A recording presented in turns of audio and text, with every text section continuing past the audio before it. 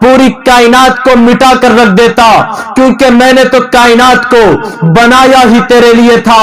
جس کائنات کے رہنے والے نے جس دن تجھے مکہ سے نکالا تھا، میں اسی دن اپنا عذاب بھیج دیتا، لیکن میں نے تو تجھے رحمت والا نبی بنا کر بھیجا تھا۔ یہ تیری رحمت کا صدقہ تھا کہ احد کے بعد خالد سیف اللہ بن گیا، عمر بن عاص فاتح مصر بن گئے، سعد بن وقاص فاتح ایران بن گئے۔ یہ تیری رحمت کا صدقہ تھا کہ فتح مکہ کے وقت مکہ کی 60,000 آبادی میں لا الہ الا اللہ کے نعرے سے گونج اٹھی۔ یہ تیری رحمت کا صدقہ تھا کہ ابو سفیان کا گھر بھی جائے امن بن گیا۔ اگر تو رحمت والا نبی نہ ہوتا، اگر میں تجھے رحمت والا نبی بنا کر نہ بھیجتا، اگر میں تیرے سر پر رحمت کا تاج نہ عطا کرتا، تو خالد سیف اللہ نہ بنتا، عمر بن عاص فاتح مصر نہ بنتے، تو پھر محمد بن قاسم کہاں سے آتا؟ اگر تو نبی رحمت نہ ہوتا تو بلال کو یہ شرف کہاں سے ملتا کہ چلتا زمین پر ہے، قدموں کی آہٹ جنت میں سنائی دیتی ہے۔ اس لیے مجھے کہنے دیجئے، میرے آقا ہمیشہ سوال کرتے ہیں، جو بھی فیصلہ کرے لا زوال کرتے ہیں۔ میرے آقا کو شمس و قمر سے مت پہچانو، یہ چھوٹے موٹے کام تو خادم بلال کرتے ہیں۔ اس لیے آج کے بعد عہد کرو، انشاءاللہ ہم نبی پر صحابہ کی طرح جان کی بازی لگا دیں گے، لیکن نبی کی عظمت پر حرمت پر کبھی بھی آنچ نہیں آنے دیں گے۔ جہاں آپ کا پسینہ گرے گا وہاں میرا خون گرے گا۔ یہی صحابہ جو حضور کی ایک پکار پہ بدر کے میدان میں نکل آئے، احد کے میدان میں نکل آئے، تبوک کے میدان میں نکل آئے، خندق کے میدان میں نکل آئے، ان کے جذبات کا یہ عالم ہے۔ ایک عورت اپنے شوہر کو تیار کر کے بھیجتی ہے، پھر باپ پہ نظر پڑتی ہے، کہا تو بھی جا، پھر بھائی پہ نظر پڑتی ہے، کہا تو بھی جا، پھر بیٹے پہ نظر پڑتی ہے، کہا تو بھی جا۔ ان کے گھر کے چاروں افراد میدان احد میں شریک ہوئے، لیکن جب اطلاع ملتی ہے ان محمدن قد قتلا، محمد کو احد کے میدان میں قتل کر دیا گیا، ان کی نیندیں اڑ جاتی ہے، گھر سے نکل پڑتی ہے، ہر آنے والے قافلے سے پوچھتی ہے ما بال محمد، میرے پیغمبر کا کیا حال ہے؟ قافلے والے کہتے ہیں محمد کا تو پتہ نہیں، تیرا بھائی دنیا سے چلا گیا، یہ کہتی پرواہ نہیں۔ دوسرے سے پوچھتی ہے، وہ بھی کہتا ہے محمد کا تو پتہ نہیں، تیرا بیٹا دنیا سے چلا گیا، یہ کہتی پرواہ نہیں۔ تیسرے سے پوچھتی ہے، وہ بھی کہتا ہے محمد کا تو پتہ نہیں، تیرا باپ دنیا سے چلا گیا، یہ کہتی پرواہ نہیں۔ چوتھے سے پوچھتی ہے، وہ کہتی تیرا شوہر دنیا سے چلا گیا، یہ کہتی پرواہ نہیں۔ وہ کہتا ہے تیرے گھر کے چاروں افراد جام شہادت نوش کر گئے، لیکن یہ بڑھیا جذبات کا مظاہرہ کرتے ہوئے لب کشا ہوتی ہے کہ ساری کائنات چلی جائے لیکن محمد باقی تو میں باقی، محمد باقی تو تو باقی، محمد باقی تو شمس و قمر باقی، محمد باقی تو شجر و حجر باقی۔ اگر آقا نہیں تو یہ کائنات مجھے اندھیری ہی اندھیری نظر آتی ہے۔ حفیظ جالندری تڑپ جاتا ہے، اپنے مرکز سے اگر دور نکل جاؤ گے خاک ہو جاؤ گے، افسانوں میں کھو جاؤ گے۔ اپنے پرچم کا رنگ بھلا مت دینا، سرخ شعلوں سے جو کھیلو گے تو جل جاؤ گے۔ دے رہے ہیں آج جو تمہیں رفاقتوں کا فریب، ان کی تاریخ پڑھو گے تو دہل جاؤ گے۔ اپنی مٹی پہ چلنے کا سلیقہ سیکھو، سنگ مرمر پہ چلو گے تو پھسل جاؤ گے۔ خواب گاہوں سے نکلتے ہوئے ڈرتے کیوں ہو؟ دھوپ اتنی تو نہیں کہ پگھل جاؤ گے۔ تیز قدموں سے چلو اور تصادم سے بچو، بھیڑ میں سست چلو گے تو کچل جاؤ گے۔ آج جدھر دیکھیں نبی کی شان میں گستاخی کی جاتی ہے، لیکن صف میں کوئی کھڑا ہے ہی نہیں۔ اتنا لاوارث ہے آمنہ کا لاڈلا، اتنا لاوارث ہے عبداللہ کا دلارا، ہرگز نہیں۔ آج ہم کیوں کٹ رہے ہیں؟ برمی کیوں جل بھن رہے ہیں؟ شامی کیوں کٹ رہے ہیں؟ کیوں میرے معصوم بچوں کی لاشیں سمندر ساحلوں پہ پھینک رہا ہے؟ اس لیے کہ وہ شامی ہے؟ کیا وہ امتی نہیں ہے؟ عراق کیوں تاراج ہوا؟ فلسطین کو کیوں ایٹم بم اور بندوق کا نشانہ بنایا جاتا؟ اس لیے کہ وہ فلسطینی ہے؟ کیا ہمارے ماتھے پہ بل نہیں آتا؟ افغانی ظلم کی چکی میں پیس دیا گیا، کیوں؟ اس لیے کہ وہ افغانی ہیں۔ کشمیر کیوں پریشان ہے؟ اس لیے کہتا ہوں مسلمانوں، امت بن جاؤ، ید اللہ علی الجماع کا مصداق بن جاؤ۔ صرف کہنے کہ ہم 35 کروڑ ہیں، لیکن جب نبی کی حرمت کی عظمت کی بات آتی ہے تو کہاں کس بل میں گھس جاتے ہیں؟ کیا اس وقت امتی ہونا یاد نہیں آتا؟ اگر ہم امتی بن جائیں تو رب کعبہ کی قسم، نہ برما والوں کو کوئی جلائے گا، نہ شام والوں کو کوئی کاٹے گا، نہ فلسطینی تنہائی کا شکار محسوس کریں گے، نہ عراق تاراج ہوگا، نہ کوئی دوسری قوم ہمیں پریشان کرے گی، نہ کشمیر کے اوپر اس طریقے سے ظلم و جبر ہوگا۔ انشاءاللہ رب کی نصرت ہمارے ساتھ ہوگی، پھر پیارے آقا کی امتی بن کر ہم جنت کے حقدار بن جائیں گے۔ اس لیے آج کے بعد کہہ دو، لا شرقیہ ولا غربیہ، اسلامیہ، نحن الامہ، ہم امت ہیں رسول اللہ کی۔ اس سے بڑھ کر کوئی اعجاز نہ ہو سکتا ہے، نہ ہے، نہ ہوگا۔ ارے تمہیں تو محمد الرسول اللہ کی غلامی کا شرف حاصل ہے۔ یہ وہ نسبت ہے جس نسبت کو لے کے حبشے کا بلال پیارے آقا کا قریبی بن گیا۔ یہ وہ نسبت ہے جس نسبت کو لے کے فارس کے سلمان مسلمانوں کے سالار بن گئے۔ یہ وہ نسبت ہے جس نسبت کو لے کے فارس کے سلمان کو رسول اللہ نے فرمایا سلمان منا اہل البیت۔ یہ وہ نسبت ہے جس نسبت کو لے کے روم کے صہیب کو رسول اللہ نے گلے سے لگایا تھا۔ شریعت ہر معاملے میں کہتی ہے معتدل رہنا، لیکن جب نبی علیہ السلام کی ذات کی باری آئی تو فرمایا النبی اولا بالمؤمنین من انفسہم۔ قرآن نے نقش کرا دیا، اے اہل ایمان، تم پر تمہاری جان سے زیادہ میرے محمد کا حق ہے۔ چنانچہ صحابہ نے یہ آیت ازبر کی تھی، اس لیے انہیں یہ مسئلہ معلوم تھا۔ روزے میں تنگی ہو، جان بچاؤ، روزہ معاف ہے۔ یہی صحابہ ہیں جنہیں سارے مسئلے معلوم تھے، لیکن میدان احد ہے 11 صحابہ کرتے ہیں، زیاد جان دیتے دیتے کہتے ہیں او انصار و مہاجرین کی جماعت، اگر تمہارے ہوتے ہوئے رسول اللہ کی عظمت پہ حرمت پہ کوئی آنچ آئی تو اپنا جواب لے کر آنا۔ یہ ہے النبی اولا بالمؤمنین من انفسہم۔ ام عمارہ ہے، میدان میں نکلی ہے، رسول اللہ کے گرد پروانہ وار دفاع کرتی ہے، اللہ کے نبی کی حفاظت کرتی ہے۔ کیوں؟ اس لیے کہ اس کے سامنے ہے النبی اولا بالمؤمنین من انفسہم۔ یہ طلحہ ہے جو ہاتھوں سے تیر روک رہا ہے، ہاتھ شل ہو گئے، کمر کے ذریعہ تیر بچا رہا ہے۔ کیوں؟ اس لیے کہ اس کے سامنے ہے النبی اولا بالمؤمنین من انفسہم۔ یہ حبیب ابن زیاد ہے جو کٹ گیا لیکن رسول اللہ کی ختم نبوت پر دلیل تک نہیں سنی۔ یہ خبیب ہے جسے کفار مکہ کہتے ہیں کیا خیال ہے تیرا تجھے یہاں چھوڑ دیں اور تیرے نبی کو تیری جگہ لے کر کے آ جائیں؟ اس نے کہا ظالموں، میں تو یہ بھی گوارا نہیں کر سکتا، ادھر مجھے پھانسی پر چڑھایا جائے، ادھر میرے نبی کے پائے اقدس میں ایک ذرہ برابر کانٹا بھی چبھے۔ کیوں؟ اس لیے کہ اس کے سامنے ہے النبی اولا بالمؤمنین من انفسہم۔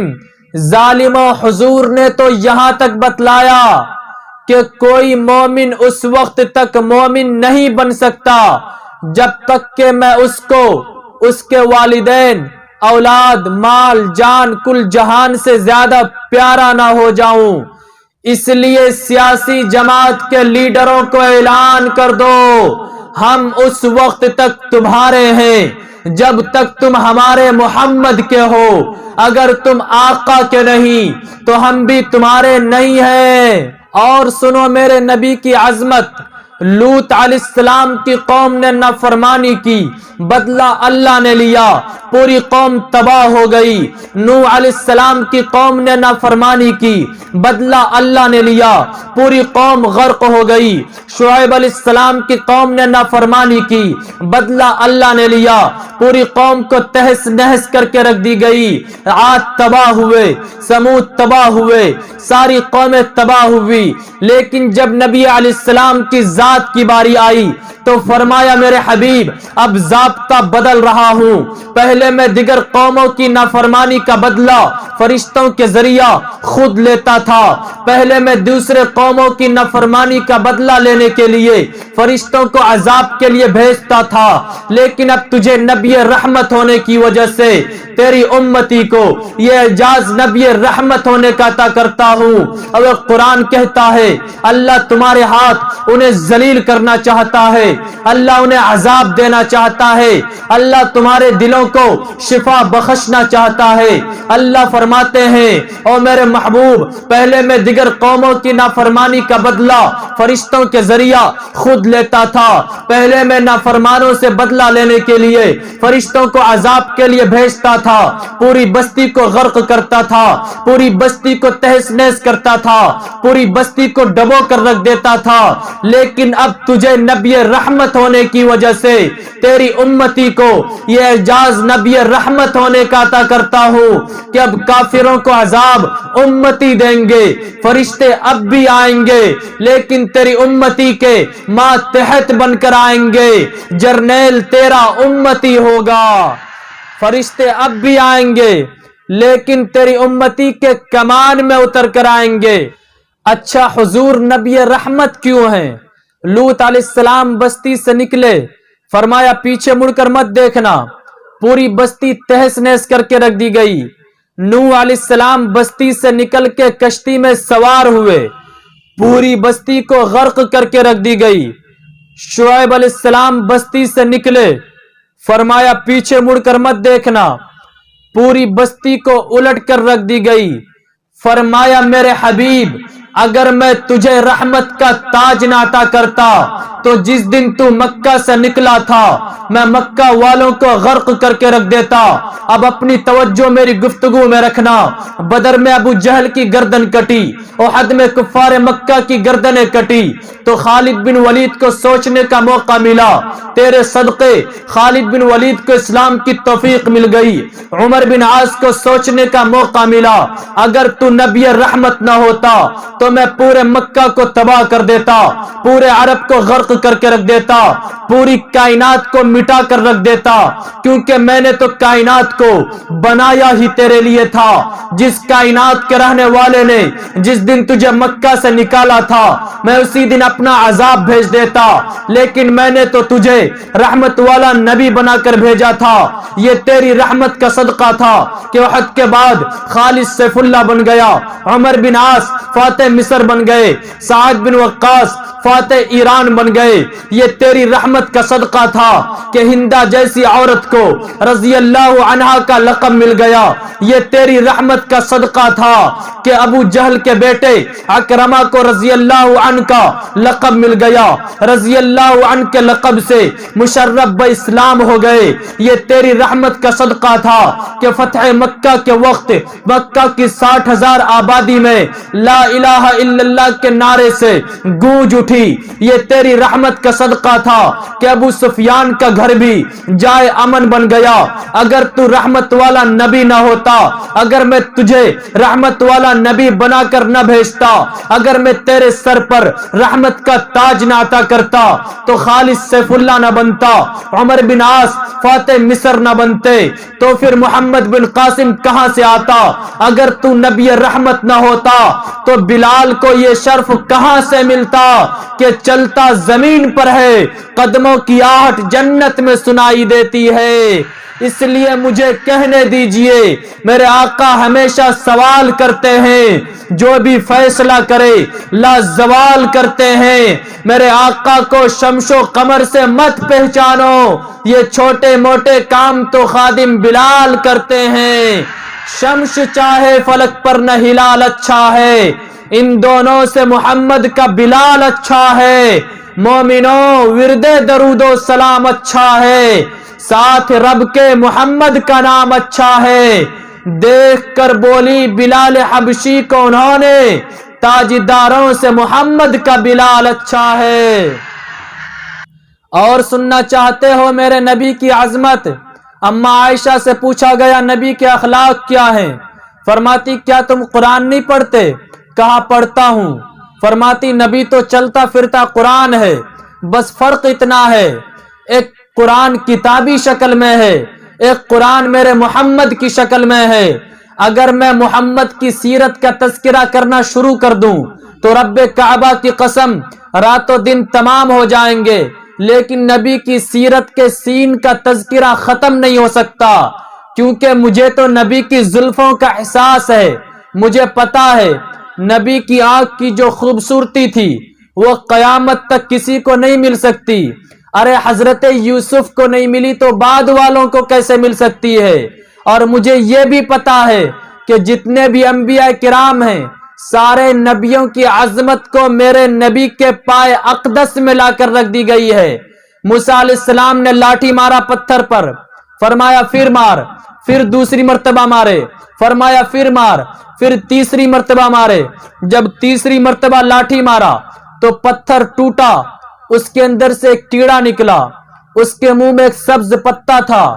فرمایا موسیٰ ذرا کان نیچے کر، میری یہ ننھی مخلوق تجھے کچھ کہنا چاہتی ہے۔ علامہ آلوسی نے تفسیر روح المعانی میں 12ویں پارے کی پہلی آیت وما من دابہ کے ذیل میں یہ واقعہ لکھا ہے۔ حضرت موسیٰ علیہ السلام نے کان نیچے کیا، وہ کیڑا کہہ رہا تھا سبحان من یرانی، پاک ہے وہ ذات جو مجھے دیکھ رہی ہے، یسمع کلامی، میری بات کو سن رہی ہے، یعرف مکانی، میرے ٹھکانے کو پہچانتی ہے، وَيَرْزُقُنِي ربی، مجھے مولا یہاں رزق دے رہی ہے، کبھی نہیں بھولی۔ قبیلے والے نے کہا موسیٰ ہم 12 قبیلے ہیں، ایک گھاٹ سے پانی نہیں پیئیں گے، ہمیں 12 چشمے چاہیے۔ حضرت موسیٰ علیہ السلام نے لاٹھی مارا، 12 چشمے جاری ہو گئے۔ یہ حضرت موسیٰ کی عظمت ہے۔ حضرت اسماعیل ایڑیاں رگڑتے ہیں تو آپ کے ایڑی کو رگڑتے ہی پانی کا چشمہ جاری ہو جاتا ہے، یہ حضرت اسماعیل کی عظمت ہے۔ اور میرے نبی کی عظمت یہ ہے، مکہ کے کافروں نے کہا مصطفیٰ تجھے مصطفیٰ تب مانوں، محمد تجھے محمد تب مانوں جب تو اس چاند کے 2 ٹکڑے کر دے۔ میرے نبی نے کوئی لاٹھی نہیں اٹھائی، میرے نبی نے انگلی اٹھائی۔ اقتربت الساعہ وانشق القمر، قرآن گواہی دے گیا چاند 2 ٹکڑے ہو گئے۔ یہ میرے نبی کی عظمت ہے۔ موسیٰ علیہ السلام نے لاٹھی مارا، پانی کے چشمے جاری ہو گئے۔ حضرت اسماعیل ایڑیاں رگڑتے ہیں، پانی کے چشمے جاری ہو جاتے ہیں۔ حضور صحابہ سے بیعت لے رہے ہیں، بیعت کے بعد پتہ چلا پانی نہیں ہے۔ آپ نے ایک پیالی منگوائی، پیالی میں آپ نے اپنی انگلی ڈالی، اور پیالی سے جب آپ اپنی انگلی کو نکالتے ہیں تو آپ کی انگلی سے پانی کے چشمے جاری ہو گئے۔ یہ پیارے آقا کی عظمت ہے۔ اور جس نے زمزم پیا وہ مقدس، جن صحابہ نے حضور کی انگلی سے نکلے ہوئے پانی کو پیا ان صحابہ کی عظمت کے کیا کہنے۔ حضرت سلیمان علیہ السلام تخت پر بیٹھ کر فضا میں اڑ رہے ہیں تو دنیا حیران ہے کہ حضرت سلیمان علیہ السلام فضا میں اڑ رہے ہیں۔ حضرت سلیمان علیہ السلام کی عظمت اپنی جگہ، تلک الرسل فضلنا بعضهم علی بعض، لیکن میرے نبی کی عظمت تو دیکھو، حضرت سلیمان علیہ السلام کا تخت آسمان سے نیچے اڑے۔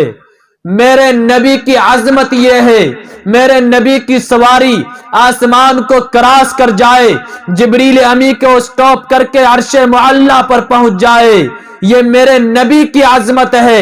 حضرت یوسف علیہ السلام کی گواہی کی باری آئی، بچے نے پنگوڑے میں دیا۔ میرے نبی کی عظمت کی باری آئی، قرآن آسمان سے اتر کر دے۔ حضرت یوسف کی گواہی کی باری آئی تو بچے نے پنگوڑے سے دیا۔ میرے نبی کی عظمت یہ ہے۔ ابو جہل اپنی مٹھی میں کنکری لے کے آیا، محمد بتا میری مٹھی میں کیا ہے تو میں کلمہ پڑھوں۔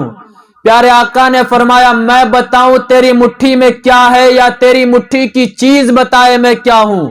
مٹھی کھلی، اس کے اندر کنکری تھی، اس کے اندر سے آواز آئی، اشہد ان لا الہ الا اللہ و اشہد ان محمد الرسول اللہ۔ یہ میرے آقا کی عظمت ہے۔ حضرت موسیٰ علیہ السلام کے کپڑے کو لے کر پتھر دوڑ گیا۔ میرے نبی کی عظمت یہ ہے۔ میرے نبی کو قضاء حاجت آئے تو پیارے آقا نے اشارہ کیا تو درخت بھی آپ کے پردے بن گئے۔ یہ میرے آقا کی عظمت ہے۔ اس لیے آج کے بعد عہد کرو، انشاءاللہ ہم نبی پر صحابہ کی طرح جان کی بازی لگا دیں گے، لیکن نبی کی عظمت پر حرمت پر کبھی بھی آنچ نہیں آنے دیں گے۔ جہاں آپ کا پسینہ گرے گا وہاں میرا خون گرے گا۔ یہی صحابہ جو حضور کی ایک پکار پہ بدر کے میدان میں نکل آئے، احد کے میدان میں نکل آئے، تبوک کے میدان میں نکل آئے، خندق کے میدان میں نکل آئے، ان کے جذبات کا یہ عالم ہے۔ ایک عورت اپنے شوہر کو تیار کر کے بھیجتی ہے، پھر باپ پہ نظر پڑتی ہے، کہا تو بھی جا، پھر بھائی پہ نظر پڑتی ہے، کہا تو بھی جا، پھر بیٹے پہ نظر پڑتی ہے، کہا تو بھی جا۔ ان کے گھر کے چاروں افراد میدان احد میں شریک ہوئے، لیکن جب اطلاع ملتی ہے ان محمدن قد قتلا، محمد کو احد کے میدان میں قتل کر دیا گیا، ان کی نیندیں اڑ جاتی ہے، گھر سے نکل پڑتی ہے، ہر آنے والے قافلے سے پوچھتی ہے ما بال محمد، میرے پیغمبر کا کیا حال ہے؟ قافلے والے کہتے ہیں محمد کا تو پتہ نہیں، تیرا بھائی دنیا سے چلا گیا، یہ کہتی پرواہ نہیں۔ دوسرے سے پوچھتی ہے، وہ بھی کہتا محمد کا تو پتہ نہیں، تیرا بیٹا دنیا سے چلا گیا، یہ کہتی پرواہ نہیں۔ تیسرے سے پوچھتی ہے، وہ بھی کہتا محمد کا تو پتہ نہیں، تیرا باپ دنیا سے چلا گیا، یہ کہتی پرواہ نہیں۔ چوتھے سے پوچھتی ہے، وہ کہتی تیرا شوہر دنیا سے چلا گیا، یہ کہتی پرواہ نہیں۔ وہ کہتا ہے تیرے گھر کے چاروں افراد جام شہادت نوش کر گئے، لیکن یہ بڑھیا جذبات کا مظاہرہ کرتے ہوئے لب کشا ہوتی ہے کہ ساری کائنات چلی جائے لیکن محمد باقی تو میں باقی، محمد باقی تو تو باقی، محمد باقی تو شمس و قمر باقی، محمد باقی تو شجر و حجر باقی۔ اگر آقا نہیں تو یہ کائنات مجھے اندھیری ہی اندھیری نظر آتی ہے۔ حفیظ جالندری تڑپ جاتا ہے اور 90 سال کی بڑھیا کو یوں قلم بند کرتا ہے کہ چلی تھی ایک ضعیفہ جستجو حال کرنے کو، کسی اچھی خبر کا بڑھ کر استقبال کرنے کو، گئے تھے جنگ میں اس کا برادر اور شوہر بھی، نچھاور کر دیے تھے اس نے فرزندوں کے گوہر بھی، ملے ان سب کے رستے میں شہادت کے پیام اس کو، سنائی ہی سنائی جا رہے تھے سب خاص و عام اس کو، نہ شوہر کا نہ بیٹے کا نہ بھائی کا خیال آیا، رسول اللہ کیسے ہیں یہی لب پہ سوال آیا، کہا جا کر دکھا دو مجھ کو صورت کملی والے کی، میری تاریک آنکھوں کو ضرورت ہے اجالے کی، اوے نظر آیا کہ جلوہ فگن نور تجلی ہے، پکار اٹھی کہ بس اب میری تسلی ہی تسلی ہے۔ اللہ رب العزت و ذوالجلال ہم سب کو کہنے سننے سے زیادہ عمل کی توفیق عطا فرمائے۔ اگر کوئی ایسا جملہ میری زبان سے نکلا جو دین و اسلام سے ہٹ کر ہو تو میں رب سے معافی کا طلبگار ہوں، اور اگر کوئی ایسا جملہ میری زبان سے نکلا جو آپ میں سے کسی پر سخت گزرا ہو تو آپ سے معافی کا طلبگار ہوں۔ حیات باقی، ملاقات باقی، پھر ملیں گے۔ اب جو چاہے پالے روشنی، میں نے تو دیا جلا کے سر عام رکھ دیا۔ میرے ہاتھ میں علم حق ہے، میرے ذہن میں اجالا، مجھے کون دبا سکے گا کوئی ظلمتوں کا پالا۔ مجھے فکر امن عالم، تجھے اپنی ذات کا غم، میں طلوع ہو رہا ہوں تو غروب ہو جا۔ شراب عشق نہیں بدلی پر جام بدلتے رہتے ہیں، حق کا علم لہراتا ہے ہاتھ بدلتے رہتے ہیں۔ حالات سے ٹکرانا حق والوں کی عادت ہے، حالات کی تو تقلید نہ کر، حالات بدلتے رہتے ہیں۔ کل تک جو تھا سوز جگر وہ درد جگر تو آج بھی ہے کام وہی پیغام وہی صرف نام۔ یہ بے جان چیزیں، یہ پھیکی نمائش، یہ پھول اور کلیاں، یہ ساری ہٹا دو۔ جہاں سے گزرنا ہے ان محوروں کو وہاں میرے سینے کی دھڑکن بچھا دو۔ وما علینا الا